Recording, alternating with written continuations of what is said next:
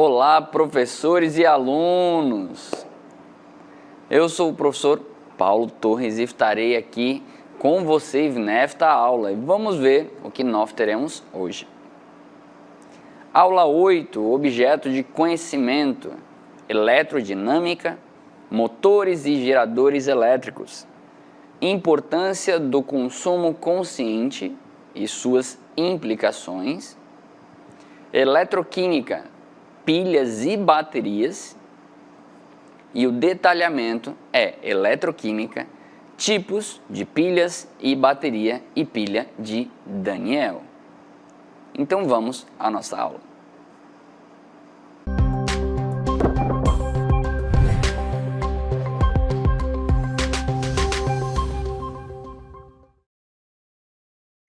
Olá! Nesta aula nós veremos uma pilha que foi chamada pilha de Daniel. Ela foi um dos primeiros experimentos a darem certo no que condiz quando a gente fala de pilha. Então, claro, foi feito vários experimentos, mas o que foi mais conciso foi a pilha deste senhor chamado Daniel. E vamos conhecer um pouquinho mais dele, dê uma olhada.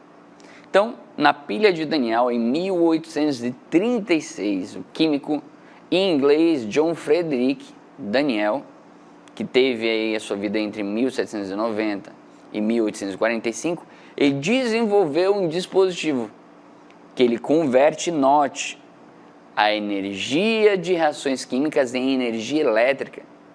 Então, ocorre uma reação química e o trânsito de elétrons vai transformar em eletricidade.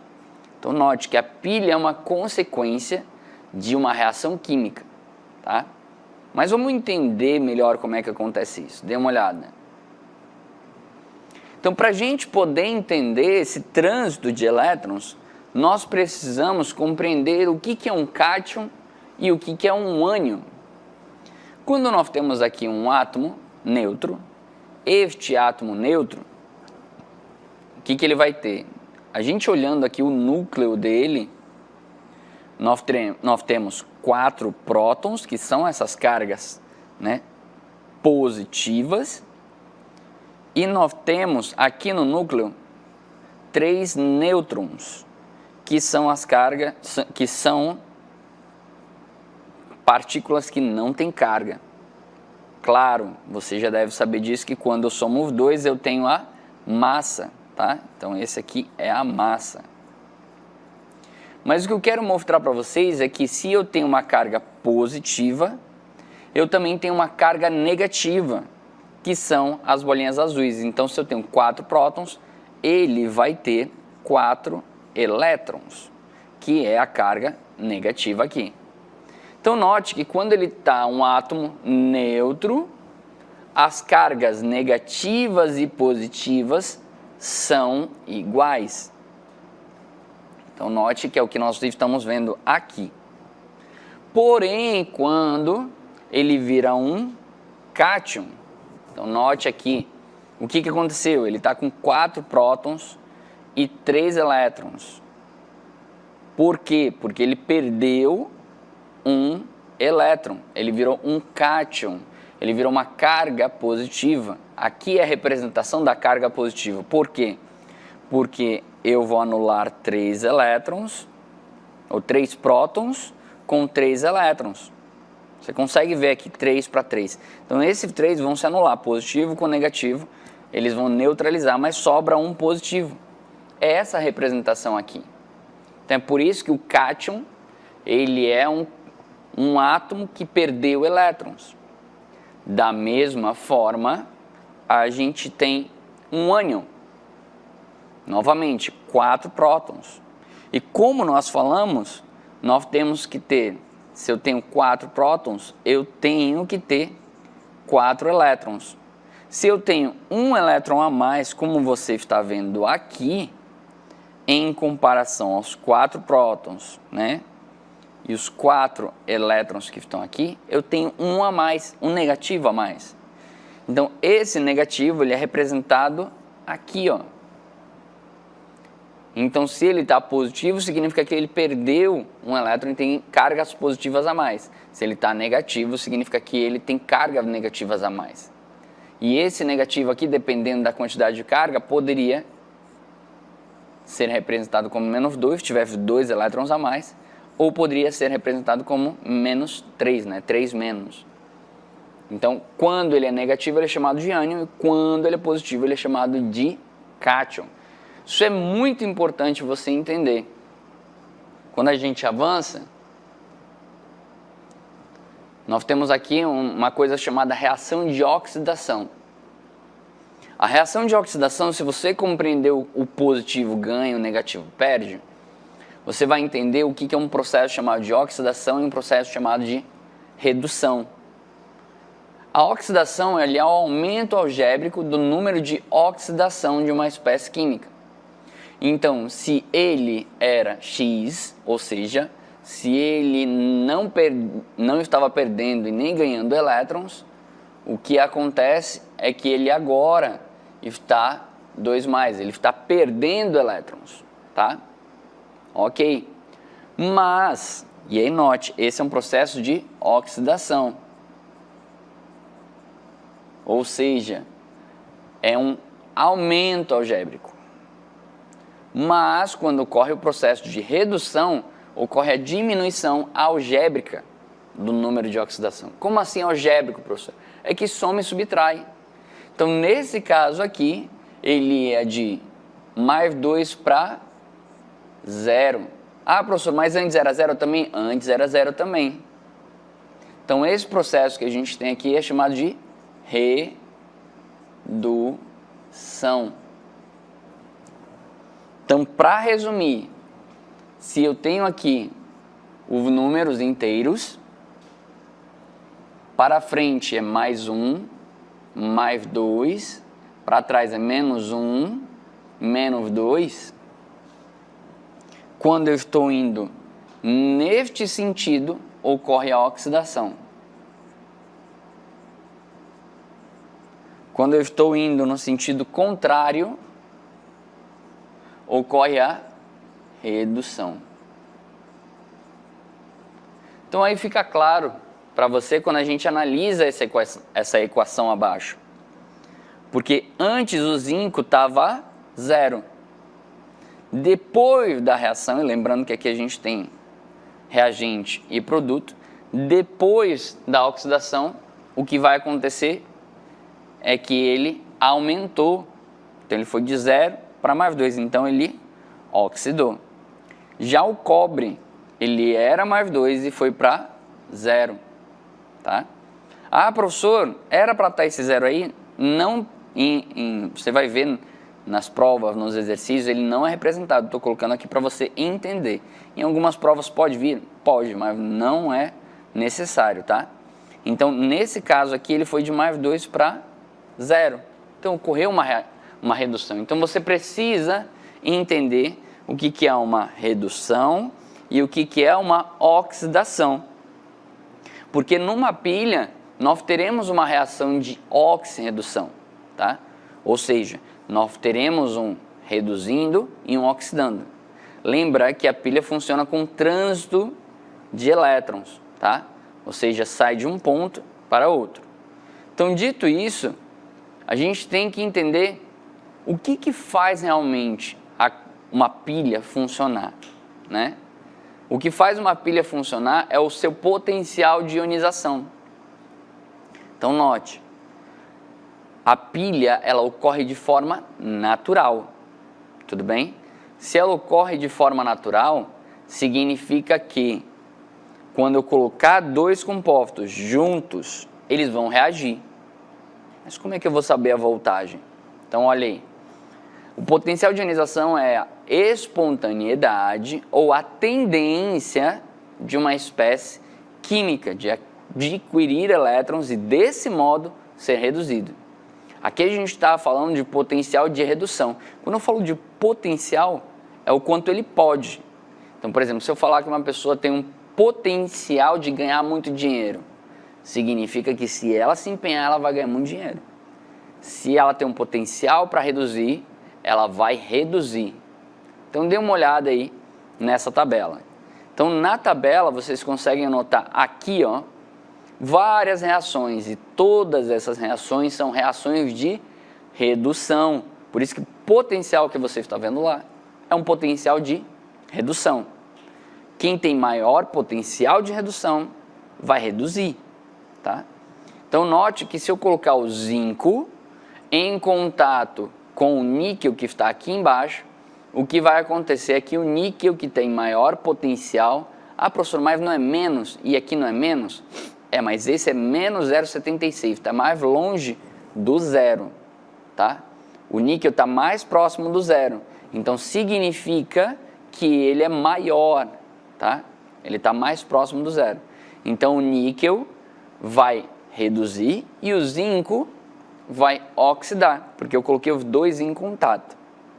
Olha a continuação da tabela, dê uma olhada.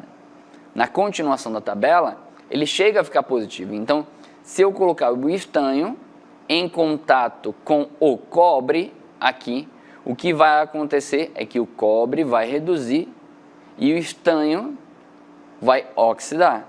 Então, sempre tem que fazer essa análise. E aí você vai conseguir descobrir o potencial de uma pilha, tá? Mas vamos ver como é que a reação na pilha ocorre. Dê uma olhada.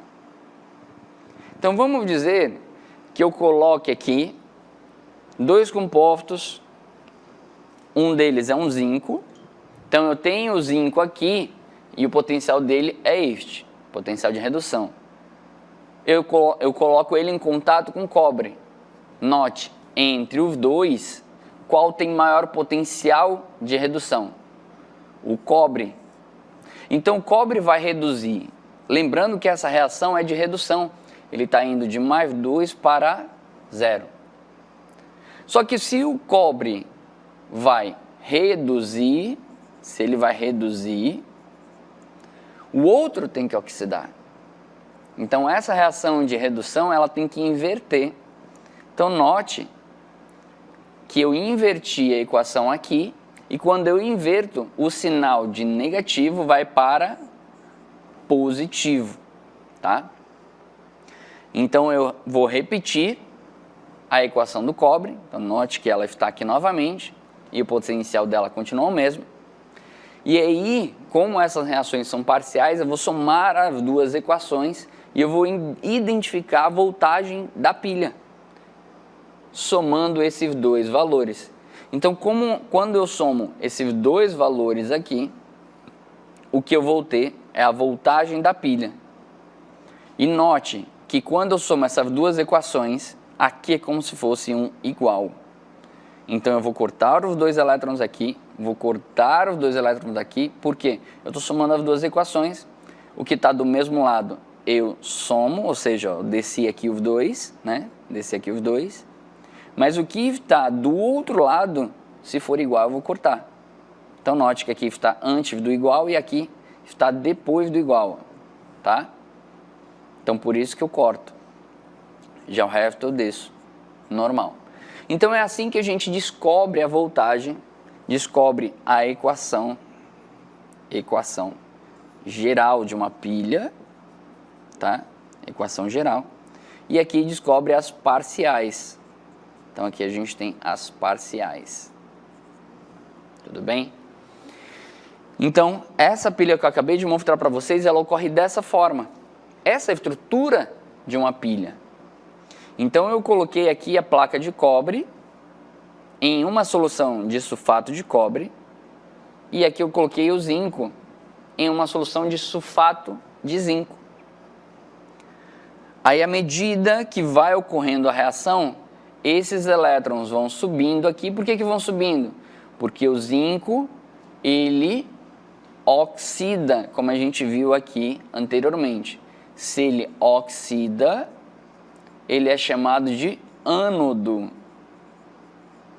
E aí você vai lembrar disso aqui pela vogal, tá?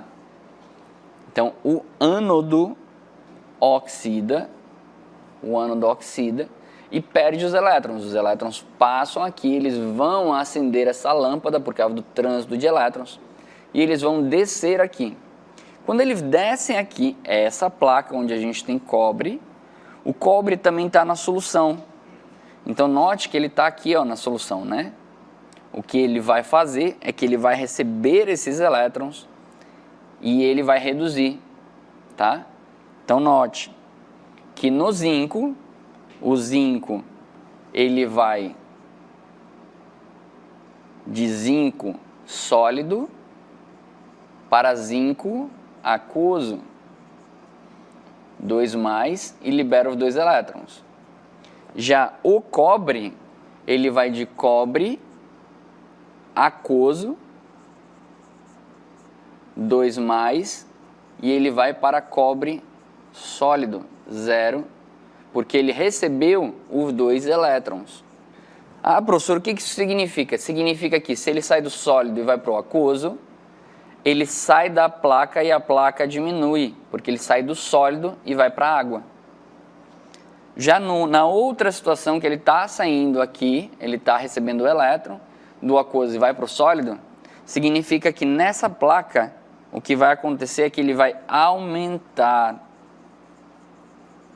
tá? Então é isso que acontece. Dito isso, por que eu tenho uma ponte salina? Porque como sai o positivo daqui, ó, eu preciso repor esse positivo. Então aqui essa ponte salina vai repor esse positivo, então para cá vai vir uma espécie positiva para repor. E da mesma forma, aqui como a gente falou, o zinco sai da placa e vai virar zinco 2+. Então estou aumentando a quantidade de positivo, eu preciso descer para cá algum negativo. Então vou ter uma espécie Y negativa para poder reagir e essa reação continuar até o consumo da placa toda, tá? Então é importante você entender esse raciocínio, né, que ocorre aqui na pilha. Para eu poder representar tudo que nós falamos, existe uma convenção mundial que vai transformar isso numa representação das pilhas. Então ela é dividida entre ânodo e cátodo. Então note que o que a gente acabou de ver, que a substância que sofre oxidação vai estar aqui e é a espécie que ela forma, que é o cátion. Então o zinco aqui sólido, em algumas provas também vem assim, virou o aquoso, tá? Então pode vir dessas duas formas. Já vem a barra, aí o cátion, que vai sofrer a redução, e o produto que sofreu a redução. Então a gente tem aqui aquoso e aqui vira sólido. Então é essa separação que a gente tem, tá? É importante você entender esse raciocínio, porque quando aparecer em uma prova, você vai conseguir identificar. Vamos fazer um exercício para a gente poder praticar isso. Dê uma olhada.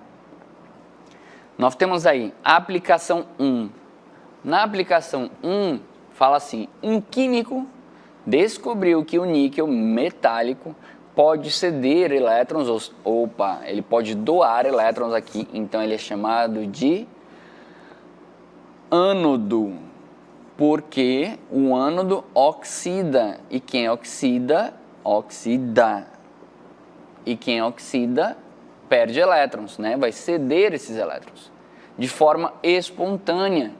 Então ele doa naturalmente esses elétrons em soluções de níquel-cloro e construiu a seguinte pilha.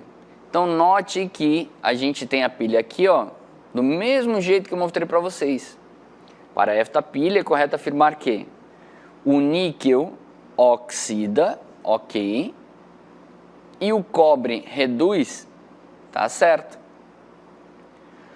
O químico transformou o cobre em níquel?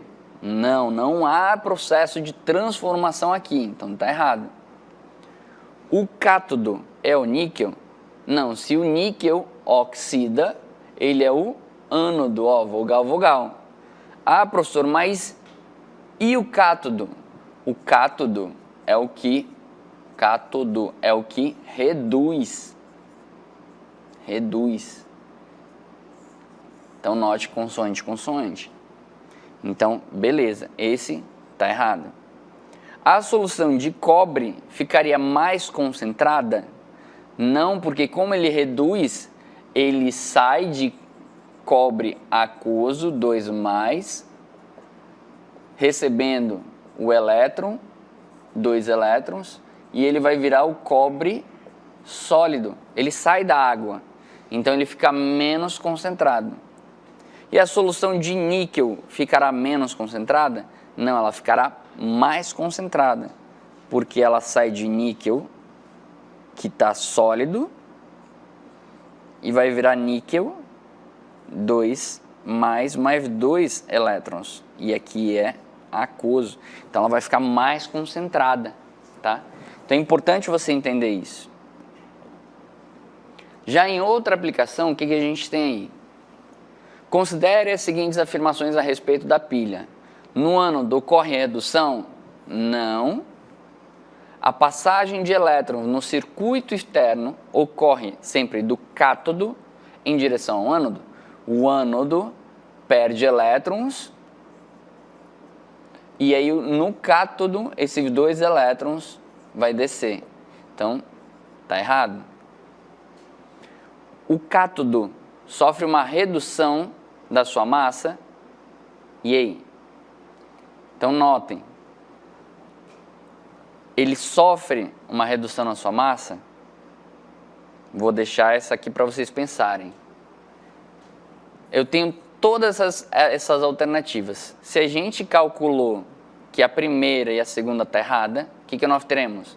Que a primeira, a segunda e a primeira está errada e todas estão erradas. Por que todas estão erradas aqui? Porque a gente sabe que a primeira e a segunda está errada. Então, aqui eu acabei de apresentar uma estratégia de prova para vocês. Note que eu não precisei saber a terceira, mas o cátodo sofre uma redução? Não, ele aumenta a sua massa, como a gente acabou de falar. Então, nenhuma delas está correta. Então, aqui, a letra A é que está correta. Mas é importante você visualizar o funcionamento dessa pilha, tá? Nós veremos agora um vídeo que vai mostrar o interior de uma pilha e como isso funciona realmente. Dê uma olhada. Olá, professores e alunos. Aqui eu quero trazer para vocês um simulador mostrando pilha. E nesse simulador a gente consegue ver aqui várias pilhas que nós temos, né? Vários tipos, tamanhos. Mas o importante aqui é você saber como é que é a construção de uma pilha. Então, a construção de uma pilha, nós temos aqui o ânodo. Lembrando que uma pilha, ela vai liberar energia elétrica a partir de uma reação química. Essa reação química libera elétrons que vão passar por várias partes dessa pilha. Uma delas é o ânodo. No ânodo, ocorre um processo chamado de oxidação, ou seja, ele vai liberar elétrons que vão andar até o cátodo. Quando chega no cátodo, ele recebe esses elétrons, ele passa por um processo chamado de redução. Então, nós temos várias outras partes aqui com o polo positivo em cima, o polo negativo embaixo, tá? Nós temos o isolamento para separar o ânodo do cátodo, porque eles não podem estar ligados. Se eles estiverem ligados, a gente não tem um trânsito de elétrons por fora pelo polo positivo e pelo polo negativo. E nós temos o condutor elétrico. Então vamos ver como uma pilha funciona? Então nós temos aqui o processo, lembra que é um processo onde nós temos aqui a perca e o ganho de elétrons, é uma reação química. Então os elétrons estão aí, foram liberados por essas duas substâncias, o óxido de zinco e a água, e os elétrons estão passando ali, e esse trânsito vai ligar essa lâmpada. Quando ele passa por ali, ele entra na parte ali do cátodo, que ele vai receber esses elétrons. Quando ele recebe esses elétrons, nós teremos aí outra reação química, como você pode ver ali em cima no canto esquerdo. E aí, depois de feita essa reação química, nós teremos que o nível de carga, ele acaba diminuindo, porque foi consumido. E aí, se a gente continuar aqui a animação, nós teremos o que? Dê uma olhada. Que à medida que o processo ocorre, a carga ali ela vai diminuindo até que é consumido tudo e a pilha acabe. É esse o funcionamento de uma pilha. Que legal entender como é o funcionamento dentro de uma pilha. E nós temos vários tipos de pilhas. É importante entender essa diferença de cada um. Então vamos ver quais são os tipos de pilhas que nós temos atualmente. Dê uma olhada. Então nós temos pilhas comuns, né, que tem um melhor custo-benefício para valores baixos e médios de corrente elétrica. Então essas pilhas vão ter 1.55 volts a 1.7. Ocorrem também reações químicas contínuas, tá? Ocorrendo durante o armazenamento. Então, quando ela está parada, sabe quando você esqueceu a pilha dentro de um controle e aí, de repente, ela estoura ali e ela está vazando? É exatamente isso. Para minimizar o vazamento, os fabricantes adicionam sais de mercúrio solúveis e cromatos, mas é importante dizer que esses ingredientes são tóxicos, então você tem que ter muito cuidado. Já as pilhas alcalinas, elas são feitas em chapa de aço para garantir uma melhor vedação. Ah, professor, então é melhor eu comprar pilha alcalina? Exatamente, que previne o risco desses vazamentos. Podem ser reversíveis, então existem pilhas alcalinas recarregáveis, tá? Que é um processo que você pode estar pesquisando depois, né? Estudando, que é eletrólise. Já a pilha alcalina não recarregável ou descartável é bastante superior à pilha comum, então ela dura mais, ela tem reações em maior escala. Elas não apresentam reações químicas quando não estão em uso, podendo ter um armazenamento durante mais tempo. Em questão ambiental, as pilhas alcalinas são mais viáveis, como a gente acabou de falar, que os outros são tóxicos, pois não contêm esses metais que são mercúrio, chumbo e cádmio. A bateria de lítio, tá? Dentro daquela tabela que a gente falou sobre potenciais de ionização, o lítio é um dos maiores que a gente tem ali em poder de oxidação, tá? Então é mais utilizado em câmeras fotográficas, possui um alto custo diante do elemento químico que é utilizado e a quantidade de carga que ele vai dar. Baterias de lítio vedadas de forma incorreta podem expor o lítio e aí ele é muito reativo e pode provocar chamas. Já a bateria de chumbo, e aqui é ácido, tá? Vocês vão entender o porquê. Elas são recarregáveis, então é por isso que quando ela descarrega no carro, você pode estar devolvendo. Então são automotivas, industriais e seladas. Após o uso são recolhidas, como foi dito, pelos fabricantes nacionais devido ao significativo valor comercial internacional de chumbo ao fato do Brasil não conter minas deste metal. Outra, professor, mas a gente está falando aqui de bateria, não era pilha. Pilhas e baterias, elas funcionam com o mesmo processo. As de cádmio, níquel e cádmio são recarregáveis, fornecem aqui um potencial de 1.15 volts, podem ser produzidas numa grande variedade de tamanhos, são seladas para evitar vazamentos e quando não são completamente seladas, elas possuem válvulas de segurança.